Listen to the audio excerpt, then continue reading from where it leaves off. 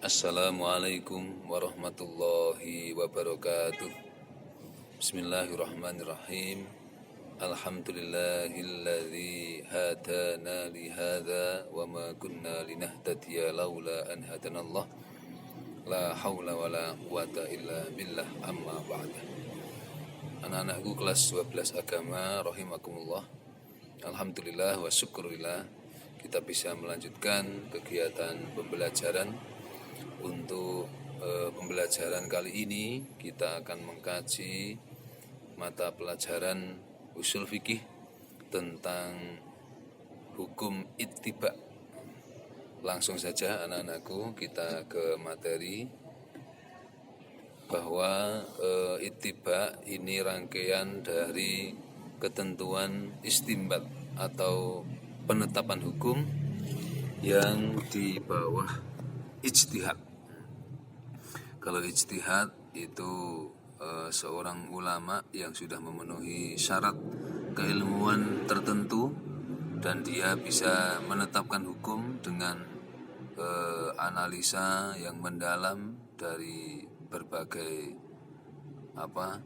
bekal keilmuan, termasuk misalnya ilmu bahasa, ilmu tafsir, kemudian ilmu balaghah, kemudian ilmu usul fikih dan seterusnya. Nah, itu yang sudah memenuhi syarat dia bisa berijtihad. Nah, sebagian umat Islam itu juga sebagian besar itu belum mampu berijtihad. Maka kalau tidak mampu berijtihad, dia bisa melakukan ittiba. Nah, ini slide yang saya baca ittiba dan taklid, tapi karena di materi usul fikih itu kajiannya tentang ittiba, maka yang akan saya jelaskan ittiba terlebih dahulu. Ittiba dulu. Ittiba secara bahasa adalah mengikuti atau menurut, sedangkan secara istilah mengikuti pendapat mujtahid. Mujtahid itu adalah ahli ijtihad dengan mengetahui dari mana sumber hukumnya. Jadi kita mengetahui menjalankan ibadah atau amaliyah mengikuti seorang mujtahid, tapi dia juga mengetahui dari mana sumber ajaran tersebut. Nah, ini ittiba. Nah, berbeda dengan taklid. Sekaligus saya singgung ya, biar untuk pembanding. Secara bahasa taklid artinya meniru. Nah, secara istilah menerima pendapat orang tanpa mengetahui dari mana sumber pendapatnya. Nah, bedanya sama-sama mengikuti, tapi kalau yang ittiba dia mengetahui sumber hukumnya. Kalau taklid dia mengikuti atau bahkan malah hanya meniru, dan dia tidak mengetahui dari mana sumber hukum yang ibadah atau amaliyah yang diikutinya. Nah, ini persamaan dan perbedaan, nanti kalian baca sendiri. Hukum ittiba kepada Allah dan Rasulnya itu wajib.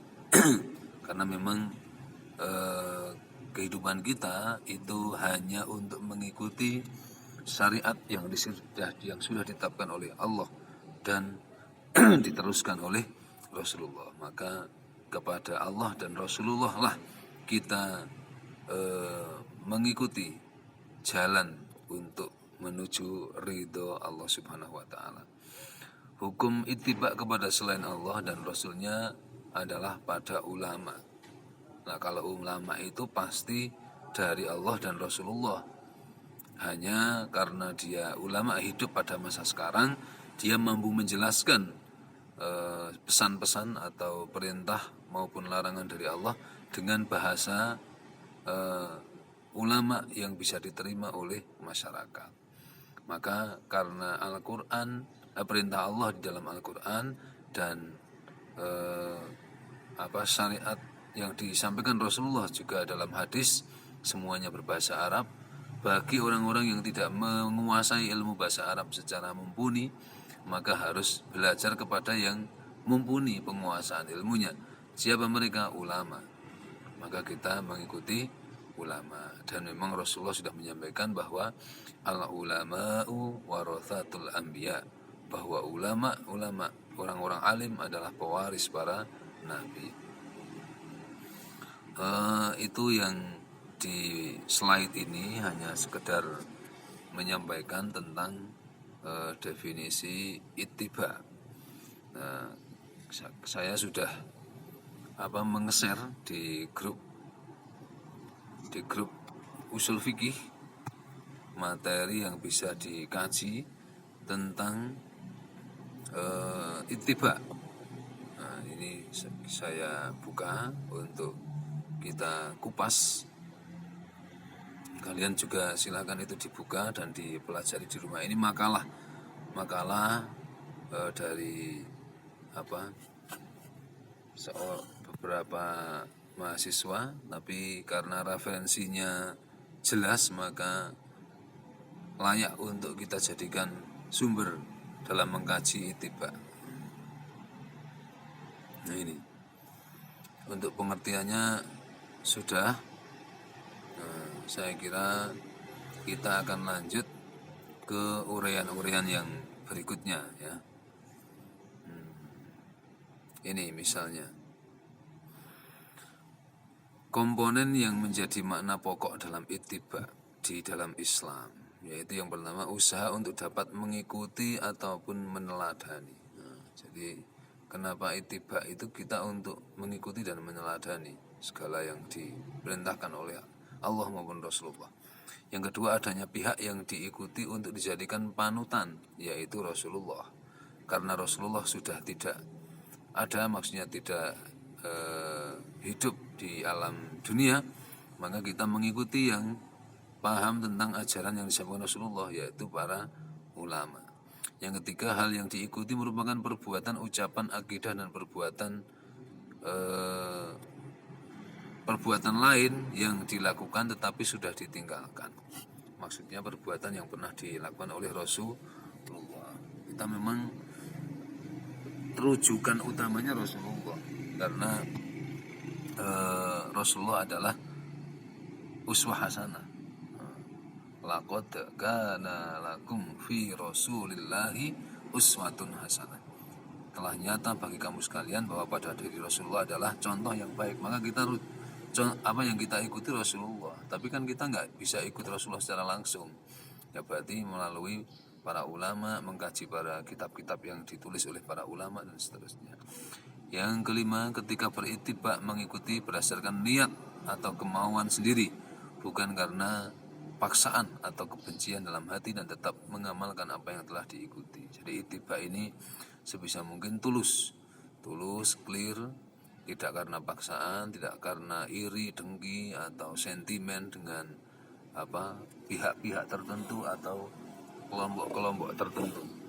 Nah, maka ini harus dipersiapkan secara lahiriah maupun batiniah. Anak-anakku, ini yang lain penjelasan tentang ittiba nanti bisa dibaca sendiri. Nanti untuk materi yang berikutnya kita buat di video tersendiri saja ya. Jadi itu intinya anak-anakku, ittiba sederhananya kita dalam menjalankan ajaran Islam, baik berupa peribadahan atau ubudiyah maupun aktivitas keseharian atau amaliyah, baik hablum minallah, hablum minan nas maupun hablum minal alam, sebisa mungkin kita ada yang diikuti, ada panutannya, tidak ngarang sendiri atau ijtihad sendiri padahal belum memenuhi syarat untuk berijtihad. Nah, ini malah bisa-bisa sesat. Mungkin itu anak-anakku untuk materi ittiba. Silahkan kalian senantiasa mempelajari segala materi yang ditentukan dalam mapel-mapel tertentu, mapel apapun, dengan mencari referensi yang lebih banyak. Terima kasih, kurang lebihnya mohon maaf. Mari kita akhiri pembelajaran ini dengan baca tahmid. Alhamdulillahirabbil alamin. Selamat belajar, tetap istiqomah beribadah, sholat 5 waktu, dan senantiasa berbuat baik kepada kedua orang tua dan orang-orang di sekitar kalian. Wassalamualaikum warahmatullahi wabarakatuh.